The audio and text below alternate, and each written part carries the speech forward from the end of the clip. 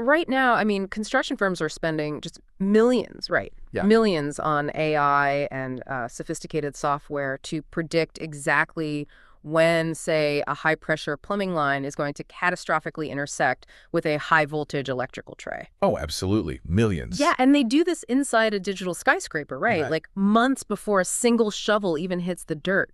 But the thing is, the most advanced version of that predictive, multivariable clash detection software, it doesn't run on a server rack. It's actually running right now in your kitchen completely for free. It's just an incredible parallel. I mean, we are taking this incredibly rigid, highly quantified, and frankly, completely binary environment of commercial construction Yeah. and mapping it directly onto what is arguably the ultimate uncontrolled environment. Right, the human family. Exactly, the human family. So when we pulled the source material for today's deep dive, we found this one incredibly unique reflection piece that does exactly that. It's from an engineering firm called Roots BIM LLC, and they titled it Foundations of Care, the BIM Philosophy of Motherhood. Which is such a striking title. It really is. And their entire mission with this document, right, is to welcome you to this idea to take the highly technical, dense world of digital construction frameworks and use it as a lens to examine the invisible, everyday labor of motherhood. Yeah, and what stands out immediately to me is that Roots BIM isn't just making like a superficial, clever analogy for Mother's Day. They are structurally breaking down how the foundational principles that govern a successful, multi-million-dollar engineering project are the exact same mechanics. The exact same ones. Right, the exact mechanics required to manage human complexity at scale. And I think whether you are a project manager trying to, squeeze more efficiency out of a decentralized team, or a parent deeply in the trenches of running a household, or just someone fascinated by how seemingly opposite disciplines overlap, this is really going to shift your perspective. I mean, we both know BIM is much more than just a fancy 3D blueprint, right? Or like a cool rendering to show investors. Oh, yeah. Way more. It is a highly coordinated digital ecosystem.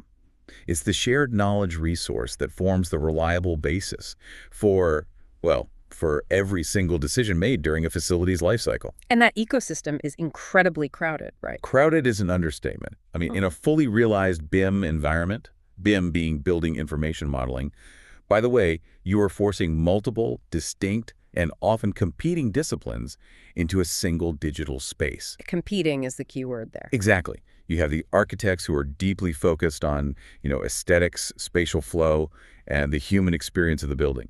Then you have the structural engineers whose sole priority is gravity. Yeah. Like just making sure the architect's sweeping glass atrium doesn't physically collapse. Right. Kind of important. Yeah, just a bit. And then on top of that, you layer in the MEPF consultants. That's the mechanical, electrical, plumbing, and fire specialists, right? The people who actually make the building breathe and function. Correct. And finally, you've got the contractors who have to physically build the thing and the facility managers who have to maintain it for the next 50 years. Yeah. So you are looking at a space where every single discipline's work aggressively impacts the others. Like a massive domino effect. Yes. If a mechanical engineer needs to route a massive, 4-foot wide HVAC duct through a corridor, but the structural engineer has placed a load-bearing shear wall in that exact location to support the upper floors, you have a critical failure. The entire goal of BIM is to force effective communication between these competing interests to ensure smooth execution. Which honestly brings us to the core thesis of the Roots BIM piece. They state that mothers are the original multidisciplinary coordinators, because the ecosystem a mother manages on a daily basis is arguably just as complex, right? And it involves just as many competing disciplines. Oh, easily. The document lays out the variables, and it's dizzying. You got families, overlapping schedules, wildly varying emotional states, domestic responsibilities, education, health tracking. The health tracking alone is a full-time job. Right. And a virtually infinite list of invisible dynamic challenges. But the critical mechanism here isn't just that a mother manages these things sequentially. It's that she is coordinating them simultaneously, in real time. She's constantly adjusting the model as new data comes in. Yeah, and all while dealing with the user interface of human beings, which is notoriously buggy. Highly buggy. And as the text explicitly notes, this coordination happens often without recognition. I think about the sheer processing power required for this. The old cliche is saying a mother has too many tabs open in her brain. Right. We've all heard that one. But looking at it through the lens of this engineering document, it's much more severe than that. It's not just open tabs. It's like RAM bottlenecking or CPU thermal throttling. Oh, that's a great way to put it. Right, because you have a system processing so many heavy simultaneous background routines. You're running the laundry schedule, tracking the toddler's caloric intake, regulating a teenager's emotional baseline, planning the grocery logistics. I mean, a normal computer would just overheat and crash. It would just blue screen. Exactly.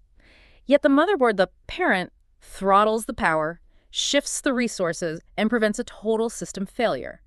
And they do it entirely on human bandwidth, without any dedicated software.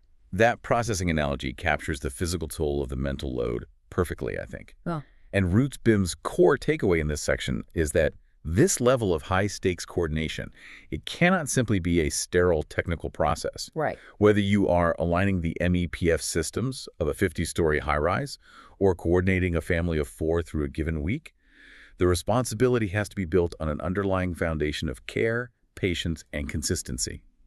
A rigid dictatorial approach just shatters the ecosystem. You have to actively nurture the system for it to function. But coordinating that many disciplines in one space guarantees friction, all right? You can't put a structural engineer and an HVAC tech in the same digital room without something overlapping. Just like you can't put a toddler, a teenager, and 2 working parents in the same house without competing needs. So when the systems inevitably collide, how does the software, or the mother in this case, actually resolve it before the walls come down? Well, that brings us to arguably the most financially and operationally valuable tool in the entire BIM arsenal, which is clash detection. Clash detection. So literally the mechanism that stops the pipe from hitting the wire? More specifically, it's the automated spatial analysis of the digital model. The software calculates the exact geometry of thousands of components and establishes tolerance zones. As the text highlights, it identifies conflicts, like those HVAC ducts intersecting with the structural beams, or the electrical trays carrying live wiring conflicting with the main plumbing routes. And it does this way in advance, right? Yes, months before the materials are even ordered. It calculates the physics of the space and flags the impossibility of 2 objects occupying the exact same coordinates. Because, I mean, tearing down a digital wall costs absolute zero. You literally just click delete. But tearing down a physical concrete wall on a job site because someone didn't realize a pipe couldn't fit, that costs thousands of dollars, delays the project by weeks, and just ruins the profit margin. So the financial imperative to catch these things early is massive. The cost curve is exponential the later you catch an error. And Roots BIM directly translates this to the maternal environment. They argue that mothers perform a hyper-advanced human version of clash detection continuously. Wow. Yeah. They aren't just reacting to problems. They are actively scanning the emotional and logistical geometry of their household, looking for points of intersection that will cause a breakdown. Identifying the scheduling overlaps, the creeping emotional fatigue, the life disruptions, and calculating the tolerance zones of their family members long before the conflict materializes. I look at this in real-world household terms, like think about the cascading logistics of a double-booked playdate. Ooh, a nightmare scenario. Right. You accidentally schedule 2 highly stimulating events for a toddler on a Tuesday, right around the time they usually nap. That is your plumbing route hitting your electrical tray. It's perfect. The geometry of the schedule just does not support the emotional bandwidth of the child. Exactly. And if the household project manager doesn't run that mental clash detection early and reroute the schedule, the fallout isn't contained to just Tuesday afternoon. No, it ripples. The toddler skips the nap, melts down at dinner, which spikes the cortisol of the older sibling trying to do homework. Then that creates an argument between the parents about noise levels, which derails the evening routine, resulting in everyone sleeping poorly and Wednesday starting at a massive deficit. A total system failure. Right. But catching that scheduling clash on Sunday night prevents a multivariable system failure on Tuesday. You are mitigating the fallout before the physical materials are even on site. You are preserving the emotional budget of the family ecosystem, utilizing the exact same predictive logic that a BIM manager uses to protect the financial budget of a commercial build. It's the same skill. It really is. Both roles share this highly specialized skill of maintaining structural balance under immense pressure by solving the problem in the abstract model before it manifests in reality. But catching that double-booked playdate or catching the intersecting pipe is ultimately just crisis management, isn't it? It's a short-term fix to keep the site running for one more day. And the source document makes it clear that True BIM isn't just about putting out daily fires or making sure the immediate construction phase goes smoothly. No, not at all. The mechanism has to serve a much longer timeline, and this is where we move from clash detection to life cycle optimization. The text draws a very firm line here. Okay, so looking at the big picture. Right. The true power of building information modeling lies in predicting future risks and optimizing resources over decades. When engineers build a digital model, they are simulating environmental wear, calculating thermal expansion over time, analyzing material fatigue, and even predicting how changing weather patterns will impact the building's energy consumption 50 years down the line. But 50 years? Oh yeah. It is about building an environment that serves people throughout their entire life cycle. So they are essentially running a temporal simulation. Like, how will this structure behave when it is subjected to a half-century of uncontrolled reality? Exactly. And Roots BIM details how mothers execute an almost identical form of proactive intelligence. Mothers do not just manage the day-to-day survival of getting kids fed into school. They are constantly running behavioral and developmental simulations. Oh, that's fascinating. They look at a behavioral pattern today, calculate its trajectory into adolescence, and adjust their parenting to ensure long-term psychological stability. They are anticipating challenges years down the road, creating safe, nurturing environments that support growth, and managing the family's resources to ensure future resilience. They are, as the text beautifully phrases it, building strong foundations for the next generation. It's just an incredibly profound way to look at household labor, which kind of leads me to ask, does this philosophy from Roots BIM suggest that society as a whole needs to stop viewing parenting as this frantic day-to-day survival scramble and start recognizing it as a proactive, high-level, long-term engineering project? I think it demands that exact paradigm shift. When society views motherhood simply as a checklist of daily tasks, the laundry, the meals, the school runs, it is incredibly easy to undervalue that labor economically and socially.